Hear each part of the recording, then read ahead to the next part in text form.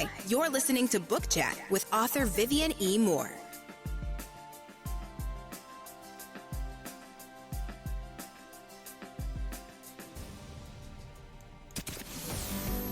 Welcome, everybody, to this week's episode. We really appreciate you joining us. This podcast really shows us how we can all learn, live, and thrive off of each other.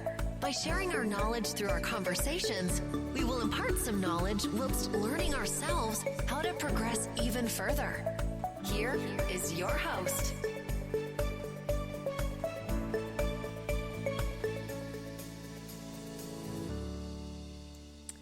Hello and welcome to Book Chat. I am your host, author Vivian E. Moore. Hope everyone had a great week. I hope you're having a great weekend wherever you are. The weather here has definitely made a change. It actually feels very fall-like right now, and I'm loving every single moment of it. And I hope that you are too. I don't want to hold you for too long, so we're going to get right to today's show. And the title of today's show is Opinionated, and the topic is why readers' opinions matter. Everyone has opinions these days, and often they can be unpleasant or a unpleasant reminder when compared to armpits and other orifices.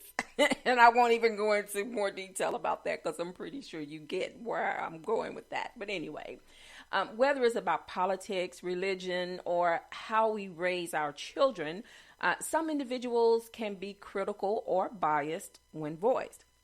Still, in some cases, opinions are welcomed and necessary, such as writers and authors whose survival depends on one sharing their thoughts. You know, my mother used to say, and I quote, "If you have nothing good to say, then, keep quiet." Okay, she didn't exactly say it in those words, but I'm paraphrasing. And so I'm trying to keep it clean for you. Okay, so anyway, and I get that, but I want to hear your thoughts on a business level. I want to hear what you have to say about my work. That's one of the reasons why, we put our work out there, not simply because, we want people to buy the book, but we want people to buy the book, based on what you as the reader has to say about it, good or bad. That's just the way it is. And as an author and writer, I don't speak for all writers. I'm not even trying to do that, but, I do welcome all thoughts and opinions related to my work and prepared to accept the consequences, because I know that it all goes hand in hand, together. You take the good with the bad. You may get 10 good reviews and then you get one bad one, but trust me, it's not the end of the world, because maybe someone didn't particularly like something about the story. Maybe they didn't feel it, but they did take the time to read it and to give a review on it. Whether it's what you wanted to hear or not, they gave their honest opinion, and that's what matters. And I know that, having a good review is the difference between having a fruitful harvest or just dying on the vine. We as writers, that is one of our greatest fears, I think, because, that acceptance. We want everyone to accept the work that we put forth, that we delivered. We want that acceptance, and that acceptance means your reviews, whether they're good or bad. You accepted the work, and then you gave your opinion of what you thought about that work. So, it matters. It's crucial, and it matters. And the majority of readers, they understand the importance of, how much their opinion matters. And they liberally share their thoughts. They get that what they say about your work matters. And I appreciate them for doing that, because, I read quite a few books, and, and some, because I do read quite a few books, I'm not able to give a review on every single one of them, but I star them. I definitely star them, and I share them, because that's important to me, that author knows that their work was appreciated, and I maybe I didn't put it into words what I thought about it, but I gave them the stars that they deserve, because I know that it took time and effort, to complete that project, and I appreciate them for doing that.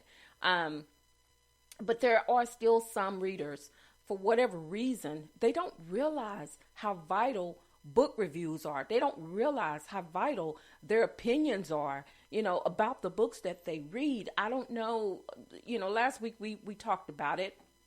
And, we talked about why authors depend on book reviews to boost notoriety and to aid in book sales, and I can express enough why, I'm on repeat about this subject because it is so important, as a writer, as an author, to all the other authors and writers out there. We sometimes we put our heart's blood into the work that we put out for public inspection, and and I understand that, because I always say before I became a writer, I was a reader. I read books, and maybe then when I started reading books, maybe I didn't realize the importance of giving a book review. But, the thing of it is that we didn't have social media back then. So, if you liked the book, you shared it, you passed it along to someone else so they could read the book, so the author still was shown appreciation by that, and they saw it in the amount of book sales that they had. But now we have social media, and, as soon as you finish reading the book now, generally attached to it is, it takes you straight to that review page where you can start and write a review, and then you can share it because they realize how important it is, because you can say that, okay, well, once I finish reading this book, I'm going to come back and write the review. But, but the publishing companies realize how important it is, especially when you when you're buying ebooks. Because it's so convenient to just go ahead and write that review right then and there once you finish reading the book. Just do it there, and and it doesn't have to be a synopsis, or 8-paragraph summary of what you read. Just give the details, in shortest terms as you can, but make sure that those details, are, I don't want to say attractive, but I would say compliment the writer. If you agreed with how the story was written and the characters and all of those things, you can just pretty much sum it up, and other people who may not be familiar with that author, that will help them to make a decision whether they want to read that book or not. So that's why giving book reviews, giving your opinions is so important. It really is. Because like I said, we love sparkling reviews as an outward showing of a great job poured into creating a book worthy of the praise. So we wouldn't ask you to do something, if it meant nothing to us, because we value your opinions. I value your opinions as an author. I really do. First and foremost, I'm a fan and a cheerleader for all the authors who take nothing for granted, including your opinions, and thankful for how you receive our work, because we do appreciate the time and thought invested in honest opinions when writing a review. I have read books or chosen books based on the reviews, and I don't care if it had 15,000 reviews or if it only had one. If I read what that one person said about that book, that means that it touched them in some way, and it touched them enough that they wanted to share it for the next person who came along and read that book. And it's the same process for those books that have 1,500 reviews, and but they started out probably with one, maybe two, but they worked their way up to that number of reviews because someone took the time to actually write a review about what they read, telling the next reader who came along, and the author showing appreciation to them for writing the book, how much they appreciate it, not necessarily saying that outright, but they show them by what they write, about the details that they give about the books, and things of that nature. So it's so crucial. It's so important. And I can't stress it enough. And I appreciate it. I do. I appreciate it the utmost because it means the world to me. Doing that means that you appreciate the authors, the story, and the characters and details, in what they do, in what they share. And it means the world. It does. It really means the world. I'm going to take a short break right here. and I will be back in a second. Just a short break. Okay, I'm back. Sorry about that. I wish I had been able to do that last week when I had a horrible coughing fit in the middle of doing the show, and I do apologize for that. I couldn't help it.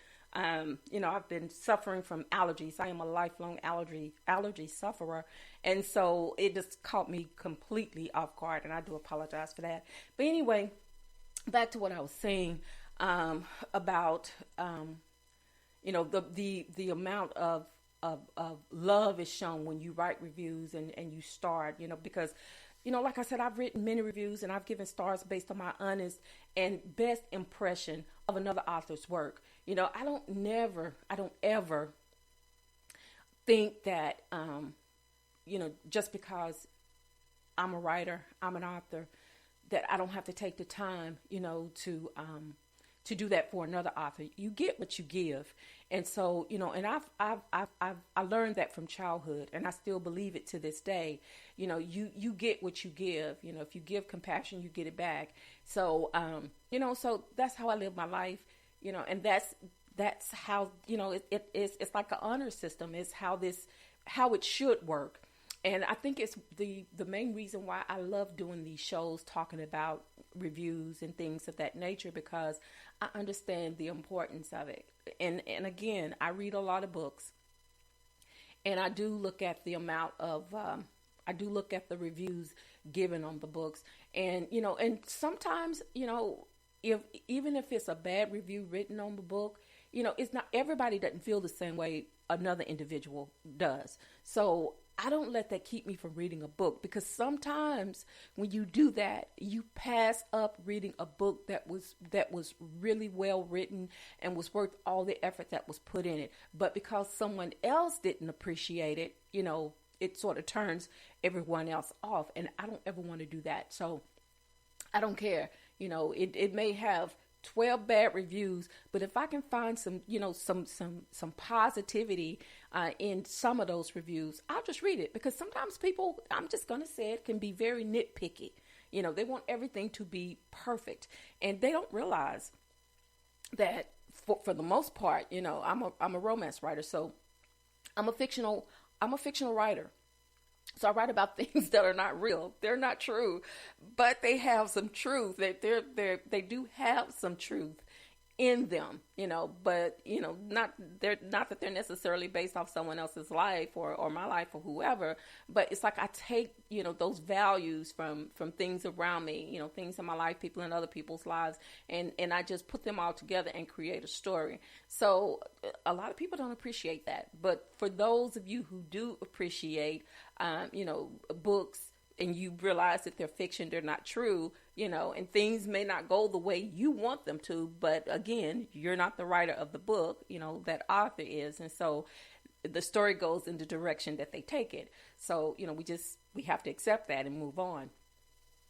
But just doing that means that you appreciate the authors, you appreciate the story, the characters, and the details. So thank you for being opinionated when expressing your most profound thoughts about what you read. All right, folks. So this is our show for today. But before I let you go, I want to make sure that I give you these URLs. The first one, of course, is for Spreaker, and it is https://www.spreaker.com/user/author Vivian Moore. You can follow me on all social media, Facebook, Instagram, and Twitter. And you can just put my name out there. For Instagram, it's God's Property 51, and for Twitter, it is God's Property 46. You can just type in my name, Author Vivian Moore, for Facebook, and it'll bring up my page. And also, if you read and follow my blog site, that is at https://vivianemore.blogspot.com. And also, if you don't have the Spreaker app, then I'm going to give you a few other places where you can also listen to the show. Apple Podcast, Spotify, iHeartRadio, Google Podcast, Castbox, Deezer, Podcast Addict, Podchaser, YouTube, SoundCloud, and Gio Savin. Okay, so those are all the places where you can listen to Book Chat. at 6 o'clock every Saturday. But today, we're not live, in case you haven't figured that out. That's why I was able to pause the show just for a second. We're not live, but this show will be broadcast at 6 p.m. today. So I hope that you will tune in at the regular time so you can hear it. And if for some reason you can't tune in today to listen to this episode, you can listen to it whenever you want to on either of all of these platforms that host podcast shows. So my show is definitely out there, and so you can listen to it. And I hope in your spare time that you will do that. And when you do that, you can also leave a review there as well on how great a job I'm doing with this podcast, or if I'm not doing a great job, you can voice that too. And you can also give me stars, and I appreciate that very, very much. And also, I want to remind you that tomorrow is First Sunday. So we usually do communion on the first Sunday, but we haven't been in the physical building for months now. I think it's probably going on 7 or 8, but no fault of our own. It's because of the coronavirus. And so, we're still doing the social distancing thing because things are getting, instead of getting better, they're getting worse. And so we just want to make sure that we keep everybody safe, because there are so many individuals in our church that are vulnerable. They have underlying health issues. And so we want to make sure that everyone stays healthy. So, but we still have church every Sunday. We do it over the phone.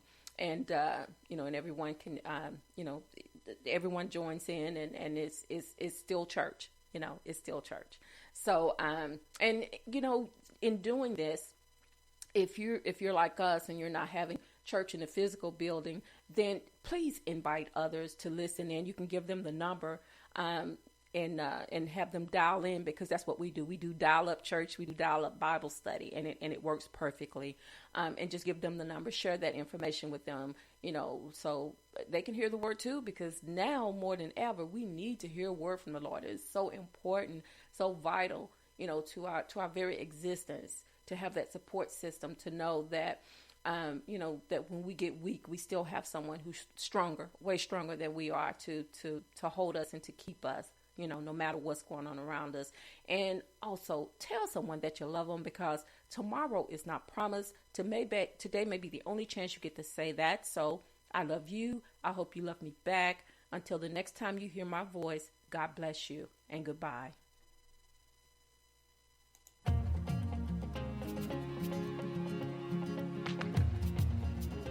Loved what you've heard on this week's episode?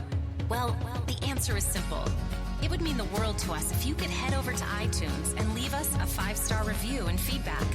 Spreading the word really is the best way to grow our podcast and achieve even greater things. Thank you.